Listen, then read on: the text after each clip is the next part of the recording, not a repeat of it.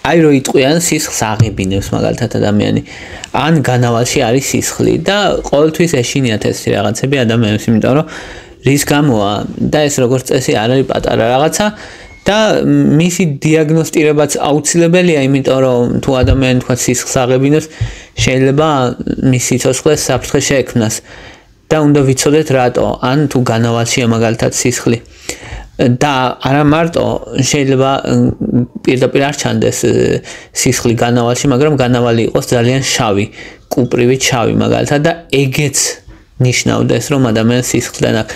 ანუ სისხლდენა საჭმლის მომნელებელი სისტემიდან სხვადასხვანაირად გამოიხატება და თავარია მივხვდეთ საიდან არის, რომელია საშიში და რა დროს როგორ მოვიქცეთ და ვისაუბრებთ ტოპ 5 სისხლდენაზე, რომელიც ყველაზე ხშირად გვხვდება.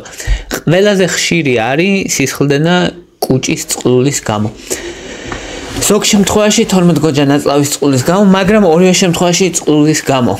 და რაშია საქმე წყლული, როცა აზიანებს კუჭს, ჩადის სისხლძარღვამდე და სისხლძარღვას აზიანებს, შემდეგ ეს სისხლძარღვიდან, არტერიიდან, როგორც წესი, იწყება სისხლდენა და ადამიანმა შეიძლება განიცადოს რამდენიმე სიმპტომი, გრძნობდეს სუსტად მაგალითად, იყოს ანემიური, კანი ქონდეს ფერმკრთალი და ვერ გეტყვის ახლა ეგეთი ადამიანი რომ მაგალითად მე სისხლდენა მაქვს, ვერ შემჩნევს საერთოდ არ იცოდეს. თუ ბევრია სისხლდენა, რა თქმა უნდა ადამიანი დაიწყებს სისხლის ღებინებას და მაგ შემთხვევაში შეამჩნევს კი და იტყვის რომ ეს სისხლდენა, მაგრამ შეიძლება თქვას რომ რაღაც ფაღარათი მქონდა და რაღაცა მუქი განავალი იყო უფრო მუქი ვიდრე ჩვეულებრივ რა, აი ძალიან მუქი მაგალითად.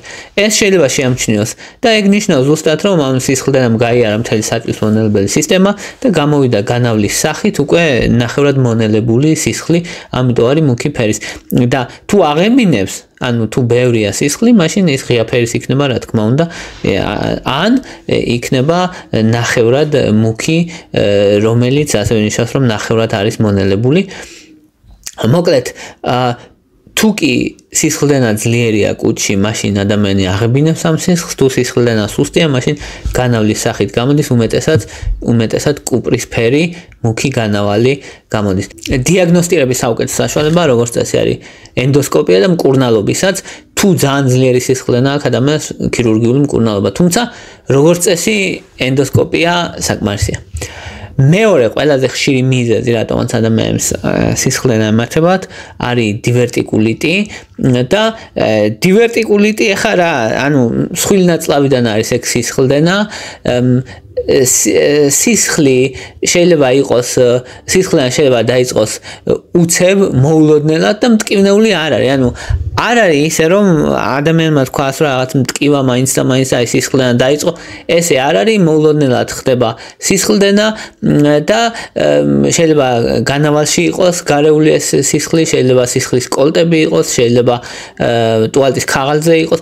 მოკლედ, სისხლდენა აქ ადამიანს უეცარი, უმტკივნეულო და ძირითადად შედარებით ღია ფერის სისხლია, ეს ანუ ალის ფერის სისხლია, არ არის მუქი ფერის სისხლი, იმიტომ რომ ეს სისხლიც არ არის მონელებული და ხშირად არის ეს დივერტიკულის გამო, ნაწლავის დივერტიკულის გამო, რომელიც ერთ-ერთი ხშირი პრობლემაა.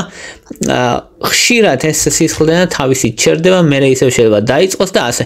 ანუ მკურნალობა ჭირდება, უყურადღებოდ დატოვება არ ჭირდება, თუმცა ხშირად არის რომ ეს სისხლდენა თავისით წყდება, იმიტომ რომ ითრომბება ის სისხლძარღვი და წყდება სისხლდენა, შესაბამისად ანუ რაღაცა სიცოცხლისგან შეუთავსებელი სისხლდენა როგორც წესი არ არის ხოლმე, როცა დივერტიკულის გამოა და ხშირად ემართებათ იმ ადამიანებს, ვისაც აქვთ საჭმლის მომნელებელი სისტემის პრობლემა, განსაკუთრებით შეკრულობა მაგალითად დიდხანს ვისაც აქვს, მათთვის უფრო დიდი პრობლემა.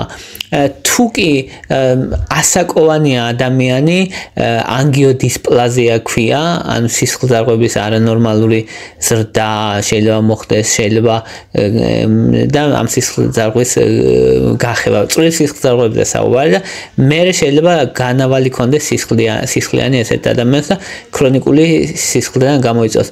ამას ქვია ანგიოდისპლაზია და ეგ უფრო მეტად ასაკოვან ადამიანებში გვხდება ხოლმე. ახალგაზრდებში იშვიათია ეგეთი რამე. შემდეგი სისხლდენის მიზეზი არის საყლაპავიდან სისხლდენა, უმეტესად საყლაპავის ვარიკოზული ვენების სისხლდენა.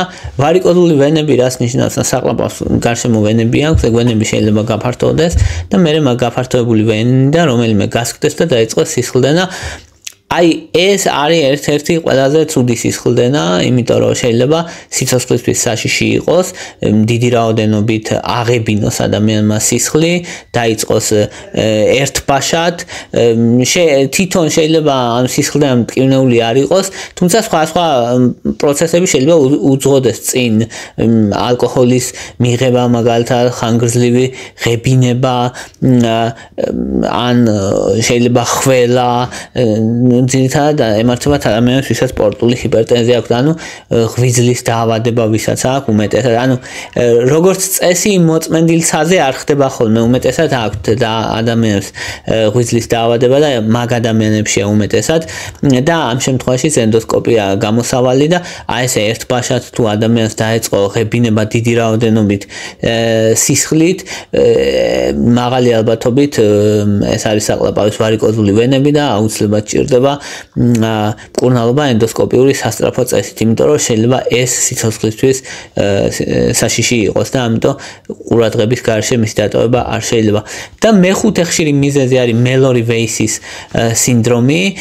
მელორი-ვეისის სინდრომს ეძახიან, როცა მაგალითად ადამიანს ხანგრძლივი ღებინების მერე ემართება სისხლდენა საყლაპავიდან, ან ემართება მაგალითად ბულიმიან ნერვოზას შემდეგ, ან ორსულებში, როცა ძალიან დიდ ხანს აღებინებენ, ამას ეძახიან მელორი-ვეისის სინდრომს და სისხლდენას.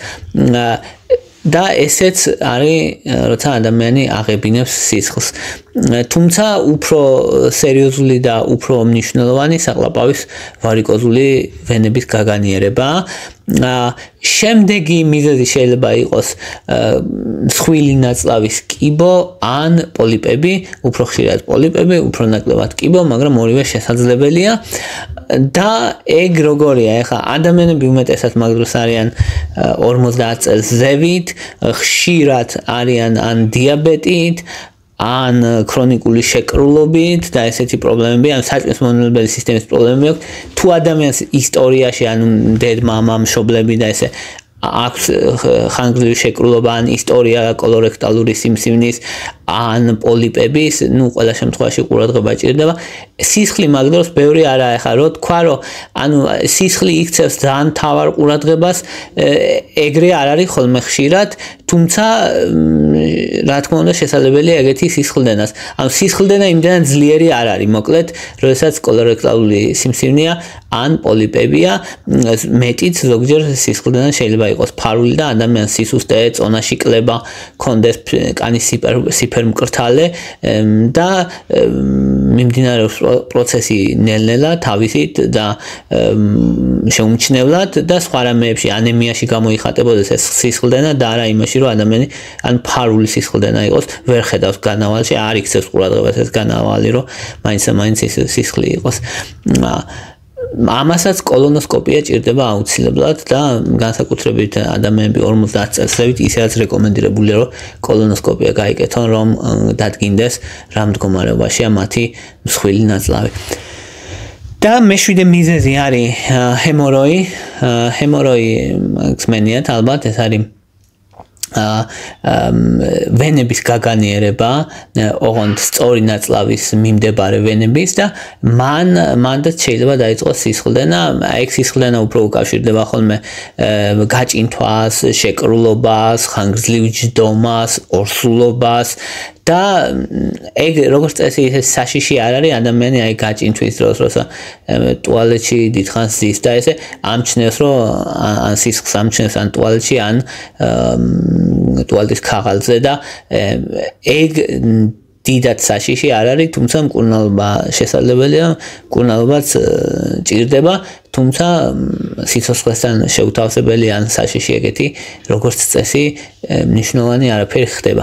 აი ეს იყო ძირითადი მიზეზები, რა თქმა უნდა, სხვა დაავადებებმა შეიძლება გამოიწვიოს სისხლდენა, თუმცა შედარებით იშვიათად, ძირითადები პრინციპში განვიხილეთ, რომელიც ყველაზე ხშირია.